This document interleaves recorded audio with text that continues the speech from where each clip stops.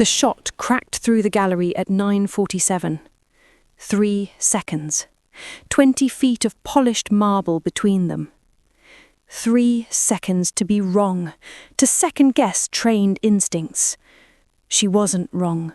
Sid slammed into Catherine Spencer-Gray, Prime Minister of the United Kingdom. Drove her down, hard. Plaster detonated from the wall where her skull had been half a breath ago. Glass burst into glittering shrapnel. A woman's shriek cut through the air, high, animal. "Stay down!" She covered the Prime Minister's body with her own. Catherine's ribs expanding, contracting beneath her, hyperventilating. Second shot screamed past Sid's ear, close enough to feel the air split. "Sid!"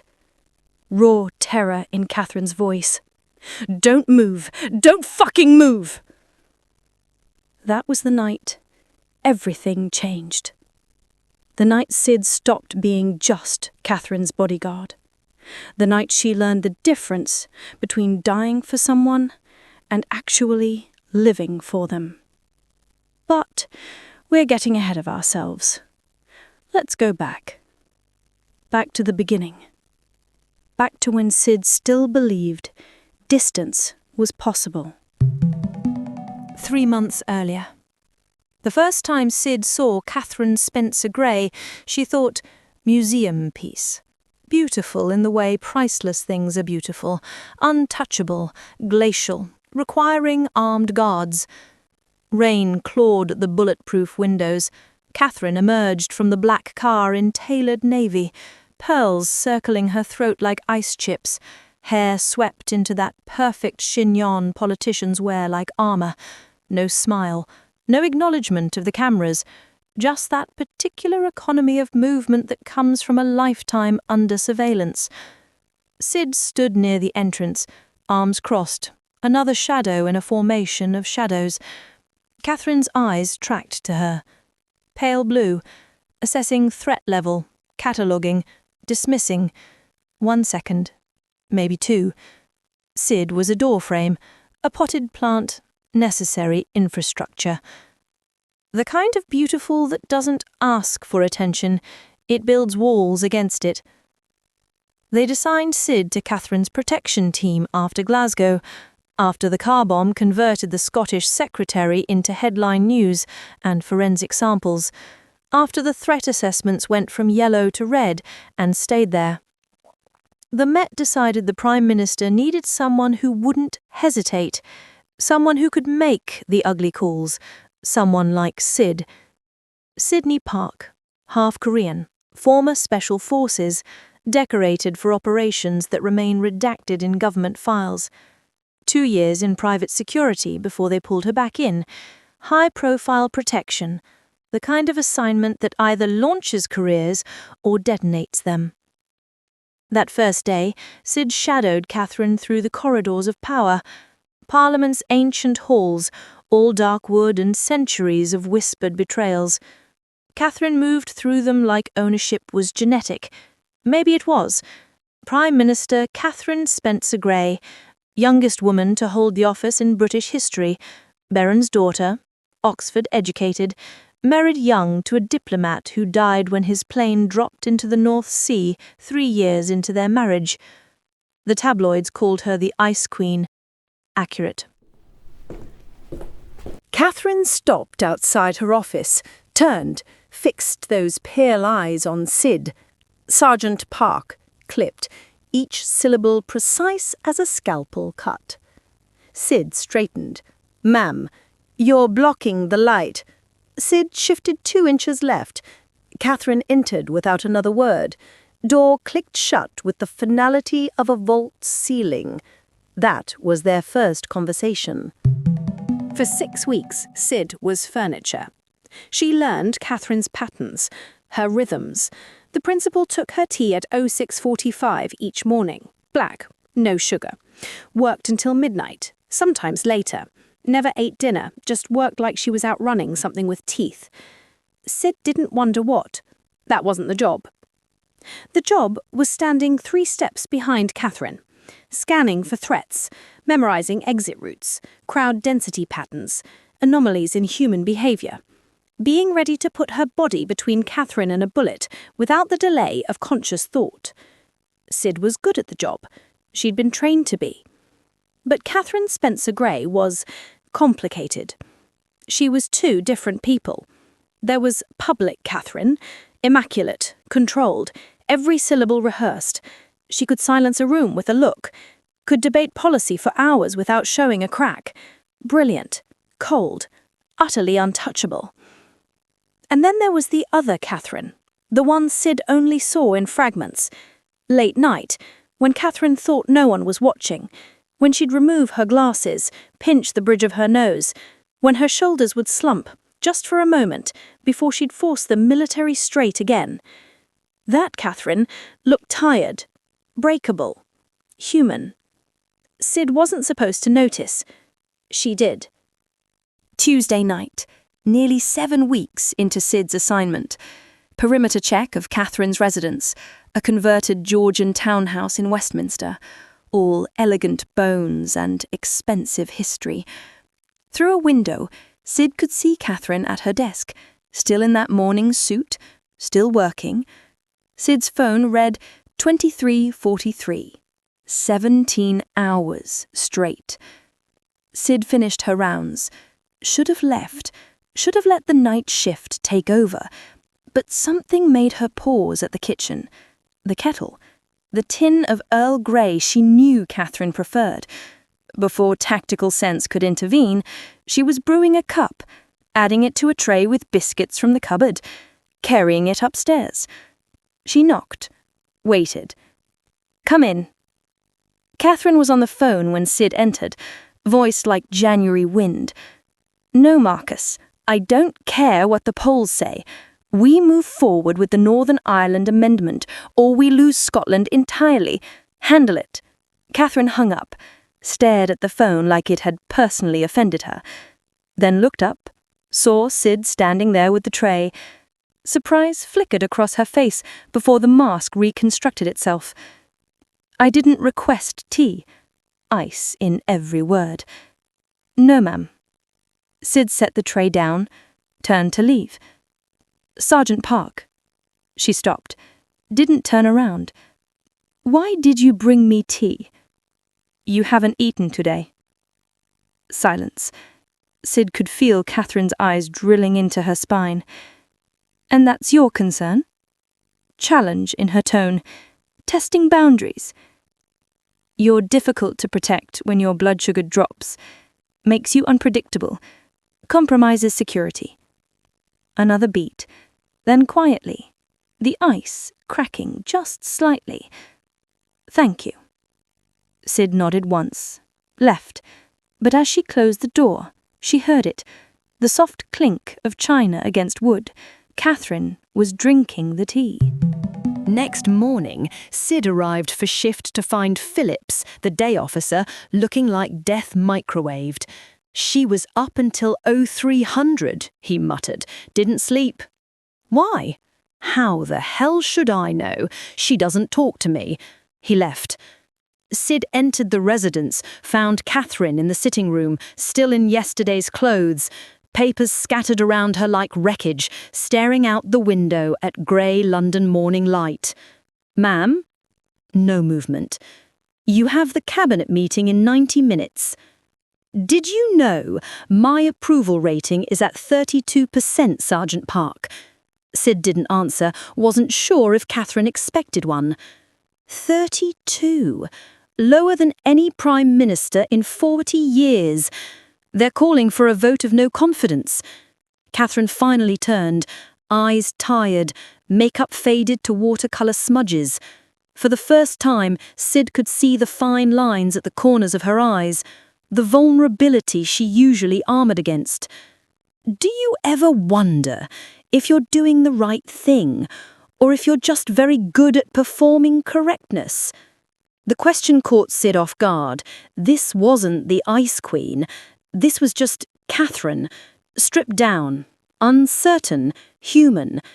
Sid met her gaze. "Every day, ma'am."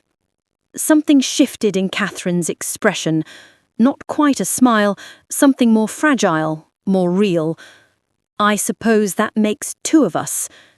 Catherine stood, smoothed her wrinkled clothes with hands that trembled.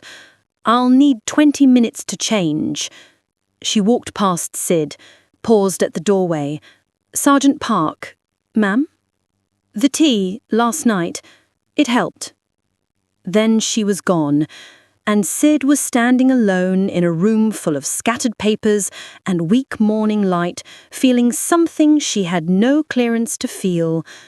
That was the second crack. Days passed. The distance between them shrank in small, almost imperceptible increments. Catherine started asking Sid's opinion on routes, which entrance to use, which crowds felt wrong. Sid started noticing things she shouldn't.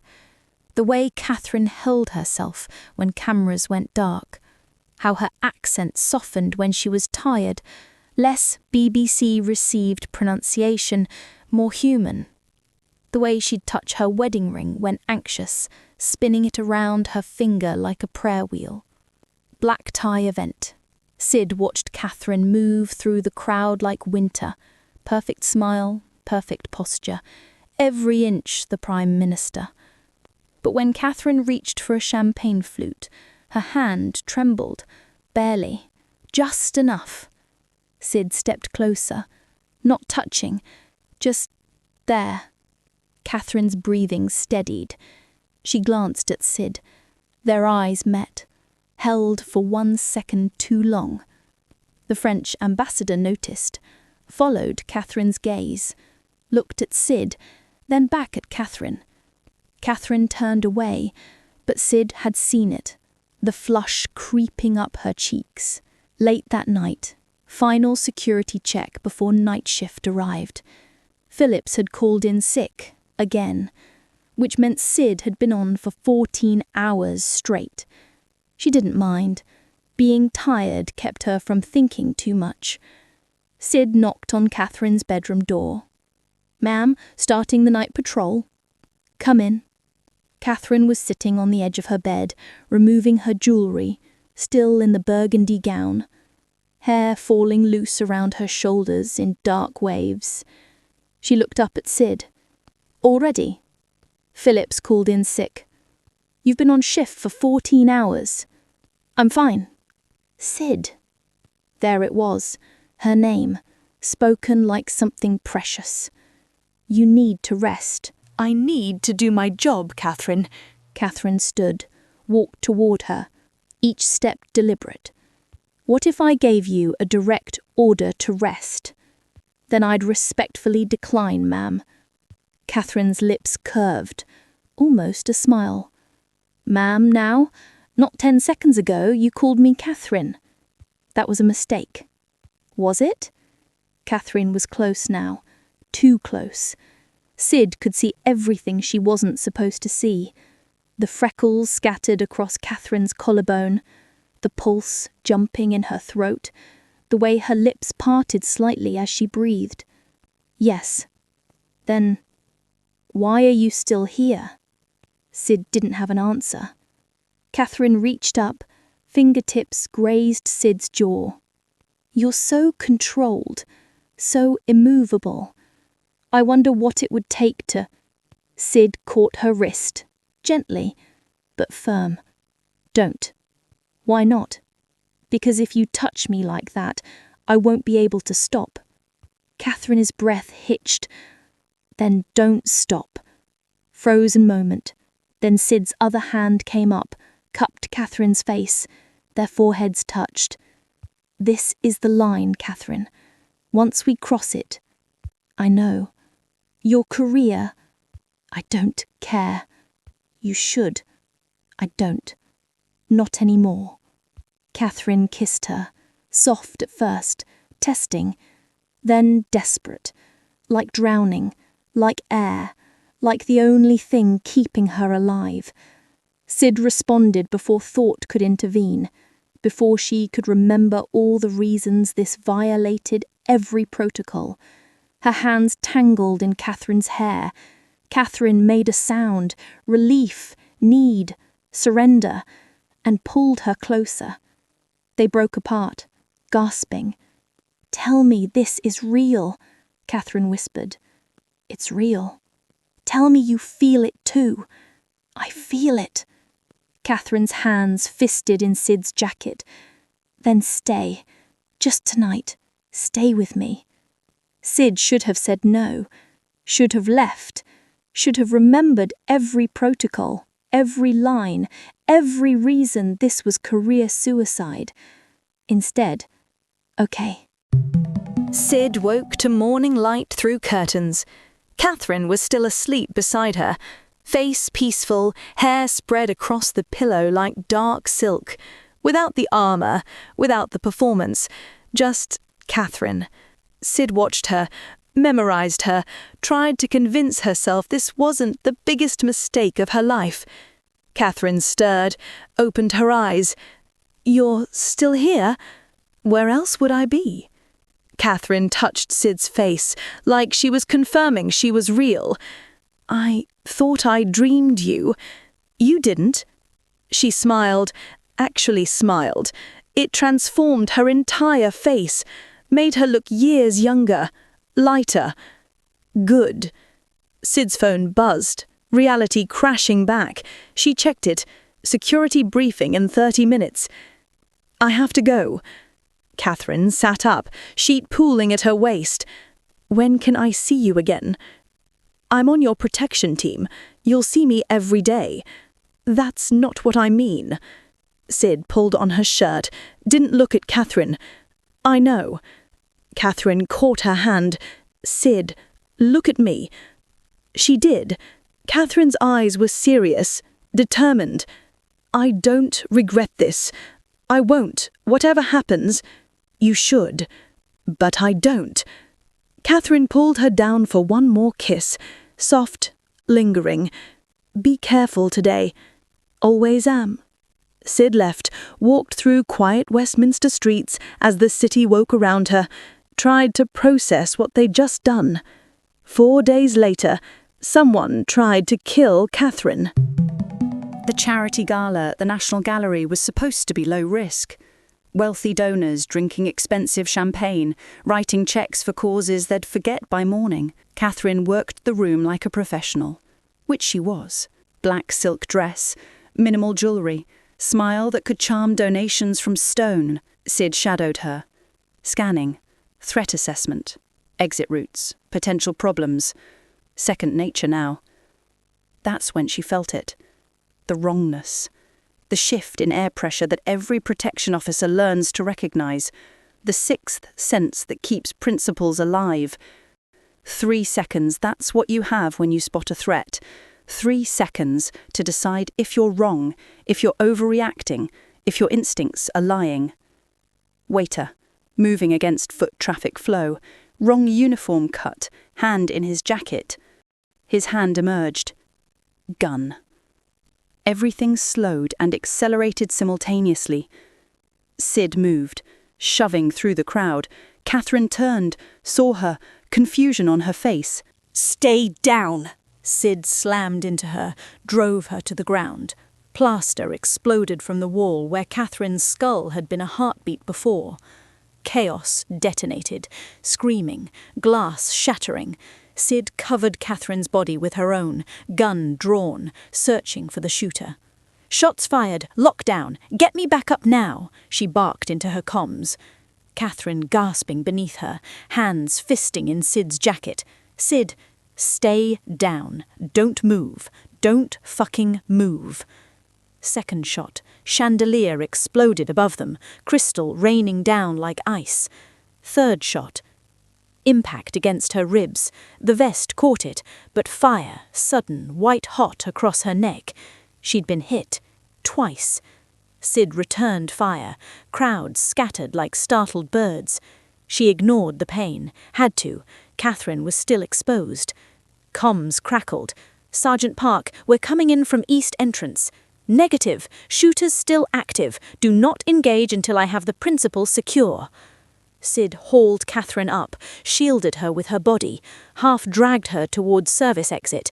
Every step sent fire through her side and neck, something warm streaming down her collarbone. "My staff," Catherine gasped, "are not my priority. You are. Move!" Door slamming, carts scraping across the floor. They burst through a door into a service corridor. Sid slammed it shut, shoved a catering cart in front of it. "Sid, you're—" Catherine stopped, stared. Sid followed her gaze down. Her jacket was torn, vest visible where one bullet hit, but blood spreading from her neck, streaming down her shoulder. So much blood. "You're bleeding." "It's nothing." "That's not nothing." Sid grabbed Catherine's face, made her look at her. "Catherine, listen. I need you to run. Down this corridor, turn left, there's an exit to the loading bay. Backup will meet you there." "What about you?" "I'm going to make sure no one follows." No, I'm not leaving you." "You don't have a choice." "The hell I don't." Footsteps in the corridor, heavy, getting closer. Sid pushed Catherine behind her, gun raised. "Go, now." "Sid." Her voice broke. "Please, I can't do my job if I'm worried about you. Please, Catherine, please." Catherine's eyes were wild, terrified, but she ran. Sid turned, faced the door. The shooter burst through, the waiter no longer playing a role. Sid fired. He went down. Sid swayed, blood loss catching up, adrenaline fading like a drug wearing off. She leaned against the wall. "Threat neutralized," she said into comms. Her voice sounded distant. "Principal is en route to extraction point." Vision blurred. She slid down the wall, cold concrete against her spine, blood soaking through her collar, warm and sticky. Someone should... Darkness closing in. Then arms around her, Catherine's voice, frantic. I've got you. Stay with me. Stay with me." "You were supposed to run." "I don't care. I'm not losing you." Backup flooded in, EMTs, chaos, but all Sid could focus on was Catherine's face above her. "You're going to be okay. Do you hear me? You're going to be fine." Sid tried to speak, couldn't. Catherine leaned down, forehead against hers. Then she said something Sid never expected to hear. Her real name, the name her mother called her, the name she'd buried with her. "Hannah, stay with me, please. Hannah." Sid's hand found Catherine's, squeezed weakly. "Catherine." Everything went black.